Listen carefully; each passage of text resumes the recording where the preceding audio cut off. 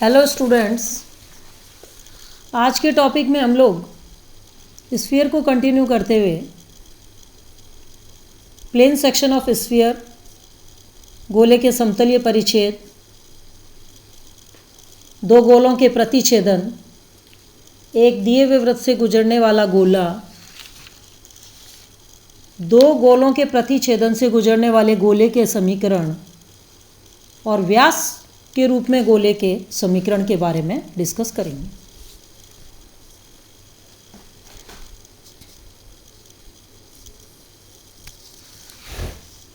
Plane section of sphere, गोले का समतलीय परिच्छेद। यदि कोई समतल, ये देखिए ये समतल है, ये क्या कर रहा है, इस गोले को काट रहा है, इस गोले को काट रहा है। तो अपने को क्या देखना है कि यदि कोई समतल किसी गोले को काटता है तो गोले और समतल के उभयनिष्ठ बिंदुओं, गोले और समतल के उभयनिष्ठ बिंदु यह क्या है, P है, और ये पॉइंट है। इससे गुजरने वाले वक्र को, ये वक्र क्या बनेगा, ये वक्र जो है ये वृत्त बनेगा। ये क्या होगा, वृत्त होगा। तो ये जो कर्व है, ये कर्व क्या कहलाता है, गोले का समतलीय परिच्छेद कहलाता है या प्लेन सेक्शन ऑफ स्फीयर कहलाता है। गोले का समतलीय परिच्छेद क्या होता है, एक वृत्त होता है और उस वृत्त का हम लोगों को केंद्र और त्रिज्या निकालनी है। मान लीजिए कि C जो है वो गोले का केंद्र है और P इसके समतलीय परिच्छेद पर कोई बिंदु है। समतलीय परिच्छेद पर क्या करें कि C से एक परपेंडिकुलर डालें, CN, ये लंब डाला हम लोगों ने CN, और इसको प्लेन को ये किस पर मिलता है, समतल को N बिंदु पर मिलता है। तो देखिए CN क्या होगा, NP पर क्या है, लंब है, परपेंडिकुलर है, और CP क्या है, CP जो है ये गोले की त्रिज्या है। अब हमारे पास एक समकोण त्रिभुज बन गया CN और P।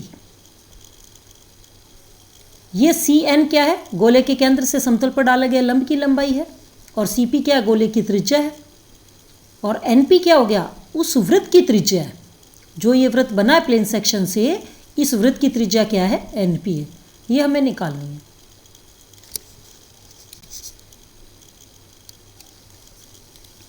तो पाइथागोरस थ्योरम से हम जानते हैं कि NP square equal to CP square minus CN square, यानी NP equal to under the root R square minus P square. अब R क्या थी, गोले की त्रिज्या थी, और P क्या था, ये गोले के केंद्र से समतल पर डाला गया लंब की लंबाई थी। अब दिए हुए गोले और समतल के लिए R और P क्या होते हैं, कांस्टेंट होते हैं। इसलिए P का बिंदु पद क्या होगा, एक वृत्त होगा जिसका केंद्र लंब का, जहां हम लोगों ने लंब डाला है वो समतल पर किस बिंदु पर मिल रहा है, N पर, और त्रिज्या क्या होगी, under the root R square minus P square के बराबर है। नेक्स्ट पॉइंट आता है कि ग्रेट सर्कल किसे कहते हैं, सबसे बड़ा वृत्त कहाँ बनेगा। ये जो अभी गोले को समतल काट रहा था, यदि ये काटने वाला समतल गोले के केंद्र पर आ जाए तो जो वृत्त बनेगा वो क्या होगा, सबसे बड़ा वृत्त होगा। तो यदि गोले को प्रतिच्छेदित करने वाला समतल इसके केंद्र से पास होता है तो वो समतलीय परिच्छेद क्या कहलाता है, वृहद वृत्त कहलाता है या ग्रेट सर्कल कहलाता है। गोले का केंद्र क्या होता है, वृत्त वृत्त का केंद्र होता है, और वृत्त वृत्त की त्रिज्या गोले की त्रिज्या के बराबर होती है।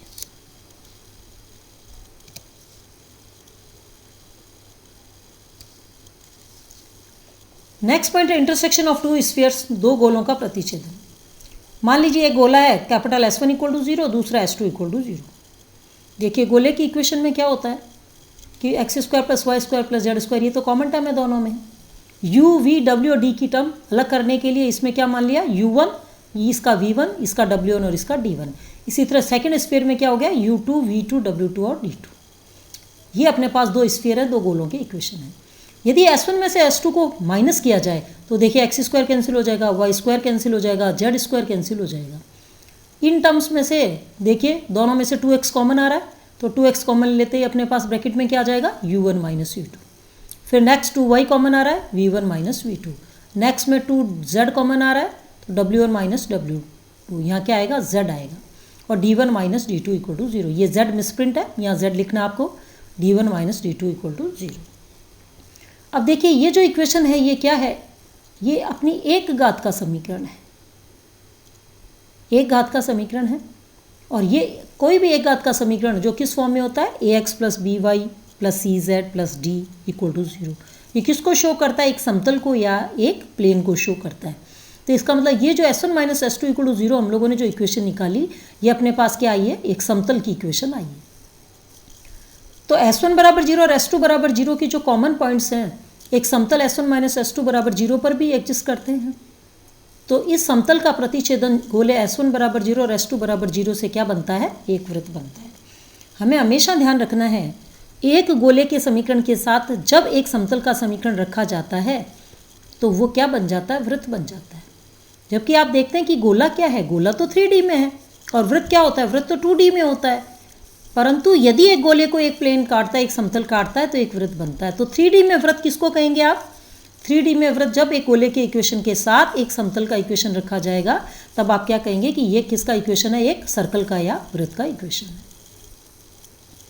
नेक्स्ट पॉइंट है sphere through a given circle, एक दिए वृत्त से गुजरने वाला गोला। मान लीजिए गोले का इक्वेशन है, जनरल इक्वेशन ऑफ स्फीयर क्या है, x square plus y square plus z square plus 2ux plus 2vy plus 2wz plus का d इक्वल टू 0। और ये क्या, प्लेन, स्फीयर से s बना दिया, प्लेन से p बना दिया, समतल। समतल का इक्वेशन है X plus B Y plus C Z plus D dash, यहाँ d है तो इसको अलग करने के लिए हम लोगों ने यहाँ d डैश ले लिया इक्वल टू 0। तब s plus lambda p equal to 0। s plus lambda p equal to 0 ये किसको शो कर रहा है, ये गोले के समीकरण को शो करता है। ये क्या बन गया, s प्लस लैम्डा p, यानी वृत्त से गुजरने वाला गोला। क्योंकि एक जब गोले का समीकरण एक समतल के साथ रखा जाएगा तो आप उसे क्या कहेंगे, वृत्त कहेंगे। तो वृत्त से गुजरने वाले गोले का समीकरण क्या होता है, s plus lambda p equal to 0। Next point है हमारे पास, equation of a sphere passing through the intersection of two spheres, दो गोलों के प्रतिच्छेदन से गुजरने वाले गोले का समीकरण क्या होगा। मान लीजिए एक गोला S1 बराबर 0, दूसरा S2 बराबर 0, तो इन दोनों के प्रतिच्छेदन से गुजरने वाले गोले का समीकरण होगा S1 plus lambda times S2 equal to 0, जहाँ लैम्डा क्या है, लैम्डा एक कांस्टेंट है। तो S1 plus lambda times S2 equal to 0 का मतलब क्या हुआ कि ये पहला गोला है, इसमें लैम्डा मल्टीप्लाई कर लो S2 से तो S1 plus lambda times S2 बन जाएगा। तो देखिए एक्स स्क्वायर कॉमन लेंगे तो 1 प्लस लैम्डा स्क्वायर, फिर यहाँ लैम्डा वाई स्क्वायर था, फिर वाई स्क्वायर कॉमन लें 1 प्लस लैम्डा वाई स्क्वायर। इसी तरह यहाँ लैम्डा जेड स्क्वायर था तो जेड स्क्वायर कॉमन लें 1 plus lambda Z square. Next term में देखें तो 2x कॉमन है तो u1 प्लस लैम्डा u2। इसी तरह 2y कॉमन लेने के बाद v1 plus lambda v2। Next term में 2z कॉमन लेंगे तो w1 प्लस लैम्डा w2, और लास्ट टर्म में d1 प्लस लैम्डा d2। ये कांस्टेंट टर्म आ जाएगी। तो ये जो इक्वेशन हम लोगों ने निकाली ये क्या है, S1 बराबर 0 और S2 बराबर 0 के प्रतिच्छेदन बिंदुओं से गुजरने वाले गोले को व्यक्त करता है। इसका मतलब क्या हुआ, S1 और S2 इन दोनों गोलों के प्रतिच्छेदन से गुजरने वाले गोले का समीकरण क्या लर्न करेंगे, S1 plus lambda times S2 equal to 0। Next point है हमारे पास diameter form of a equation of a sphere. Diameter form क्या होती है, व्यास के रूप में गोले का समीकरण क्या होता है। गोले का समीकरण जिसके व्यास के सिरे दिए हुए x1 y1 और z1 और दूसरा सिरा x2 y2 और z2। तो व्यास का एक सिरा क्या है x1 y1 z1 और दूसरा सिरा क्या है x2 y2 और z2। तो इससे गुजरने वाले गोले की समीकरण क्या होगी, x minus x1 into x minus x2 plus y minus y1 into y minus y2 plus z minus z1 into z minus z2 equal to 0। ये क्या है, व्यास के रूप में गोले का समीकरण है जब व्यास के सिरे आपको दे रखे हैं। नेक्स्ट हम लोग स्टार्ट कर रहे हैं एग्जाम्पल। अभी जो हम लोगों ने डिस्कस किया इस पर हम लोग एग्जाम्पल देखते हैं। उस गोले का समीकरण ज्ञात करना है जिसके व्यास के सिरे दिए हुए हैं। देखिए एक सिरा क्या है 2, -1 और 4, दूसरा क्या है -2, 2 और -2। उस वृत्त का क्षेत्रफल भी ज्ञात कीजिए जिसमें यह समतल 2x plus y minus z equal to 3 इस गोले को काटती। यानी पहले तो गोले का इक्वेशन बनाइए, व्यास के सिरों से गोले का इक्वेशन निकालिए। गोले का इक्वेशन जब आपका बन जाता है तो इसको ये समतल उस गोले को काटता है तो वृत्त बनेगा। उस वृत्त का क्षेत्रफल चाहिए। आप जानते हैं वृत्त का क्षेत्रफल क्या होता है, πr²। इसका मतलब हमें क्या चाहिए, वृत्त की रेडियस चाहिए, सर्कल की रेडियस चाहिए, वृत्त की त्रिज्या चाहिए, r चाहिए। तो पहले हम गोले का समीकरण निकालें, फिर उसका प्लेन सेक्शन किससे देखें, इस इससे देखें, इस प्लेन से इसका प्लेन सेक्शन देखेंगे किसका, उस स्फीयर का जो स्फीयर इससे निकलेगा व्यास के सिरों से। तो गोले का समीकरण जिसके व्यास के सिरे दिए अभी हम लोगों ने डिस्कस किया, x minus x1 x minus x2 plus y minus y1 y minus y2 plus z minus z1 z minus z2 equal to 0। तो x1 y1 z1 क्या हो जाएंगे, 2 माइनस 1 4, और x2 y2 z2 क्या हो जाएंगे, -2 2 और -2। तो पॉइंट पुट कर दे, तो x minus 2 x plus 2, y plus 1 y minus 2, z minus 4 z plus 2, और इस इक्वेशन को सॉल्व कर लें। तो अपने पास इक्वेशन क्या आती है, x square plus y square plus z square minus का y माइनस का 2z माइनस का 14 इक्वल टू 0। इसको हम देते हैं इक्वेशन नंबर 1। अब इस गोले को देखिए, इस गोले का केंद्र क्या होगा, इसमें x का कोऑर्डिनेट नहीं है, इसका मतलब u इक्वल टू 0 आ जाएगा। अपने को चाहिए v, केंद्र होता है माइनस यू माइनस वी, तो माइनस वी तो पहले v निकालें। 2y का कोफिशिएंट, यहाँ y का y लिखा हुआ है तो 2y बनाएं, तो 2 से मल्टीप्लाई करें, 2 से डिवाइड करें, तो 2y का कोफिशिएंट -1/2, तो केंद्र क्या हो जाएगा माइनस v में +1/2। इसी तरह 2z का कोफिशिएंट क्या -1, तो सेंटर निकालेंगे तो -w आएगा तो +1 हो जाएगा। d कांस्टेंट क्या है -14। जो अपने पास प्लेन का इक्वेशन दिया वो क्या दिया, 2x + y - z = 3। यहाँ माइनस जेड भी कीजिए, यहाँ माइनस जेड जो है मिसप्रिंट है, ये जो माइनस जेड है ये यहाँ आएगा -z - 3 इक्वल टू यहाँ क्या होना चाहिए 0। इक्वेशन नंबर 2 है, इसमें करेक्शन करना है, यहाँ क्या करना है 0, ये एक्चुअल में -3 ही मिसप्रिंट है, यहाँ z होना चाहिए। इक्वेशन वही है 2x + y - z = 3, तो 2x + y ये माइनस जेड की जगह -3 प्रिंट हो गया इक्वल टू 3। इसको हमने दिया इक्वेशन नंबर 2। ये अपने पास समतल का इक्वेशन था। अब देखिए इस गोले की इक्वेशन को जब ये समतल काटेगा गोले को, तब क्या बनेगा, वृत्त बनेगा। तो गोले का केंद्र अभी हम लोगों ने देखा क्या था, 0 1/2 और 1। इससे हम लोगों ने प्लेन पर क्या डालना है, लंब की लंबाई निकालनी। ये देखिए हमें क्या निकालना है, स्मॉल p की वैल्यू यानी cn की वैल्यू चाहिए, यानी इस केंद्र से इस समतल पर लंब डालना है। तो लंब डालें तो समतल क्या था अपने पास, प्लेन की इक्वेशन क्या थी 2x, x की वैल्यू देखिए, x का कोऑर्डिनेट क्या 0 पुट कर दिया, प्लस y, तो y का कोऑर्डिनेट हाफ पुट कर दिया, माइनस का z की वैल्यू क्या 1, तो ये 1 हो गया, और इक्वल टू 3 था। तो हम क्या करें, 3 को इक्वल टू के दूसरी साइड लेके आएंगे, लेफ्ट हैंड साइड ट्रांसफर करेंगे तो साइन चेंज हो जाएगा, तो -3 अपॉन √, x के कोफिशिएंट का स्क्वायर 2x, x का कोफिशिएंट क्या हो गया 2, क्या बन गया 4, y के कोफिशिएंट का स्क्वायर, y क्या था, केवल y था, y का कोफिशिएंट 1 का स्क्वायर 1। इसी तरह z का कोफिशिएंट क्या था -1, -1 का स्क्वायर करेंगे तो क्या आएगा, -z था, तो z का कोफिशिएंट -1 हो गया, तो -1 का स्क्वायर क्या हो गया +1।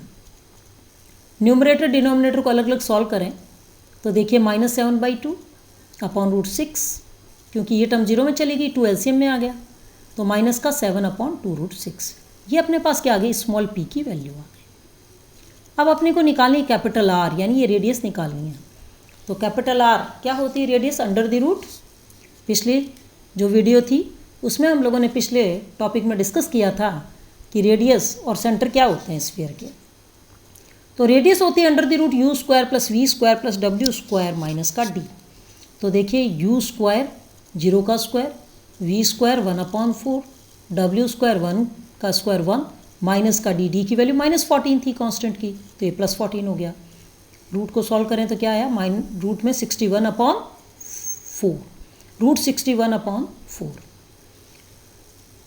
अब हम निकाले वृत्त की त्रिज्या, हमें क्या निकालना, देखिए इस राइट एंगल ट्रायंगल में NP की वैल्यू चाहिए हमें, ये R है स्मॉल r, तो ये क्या हो जाएगा CP² - CN², यानी capital R² minus small p²।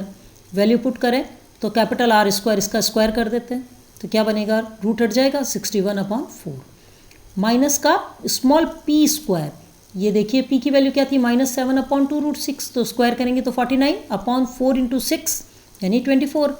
LCM लेके इसे सॉल्व करें रूट को तो कितना आएगा, √317/24। ये क्या आ गई अपने पास, उस सर्कल की रेडियस आ गई NP।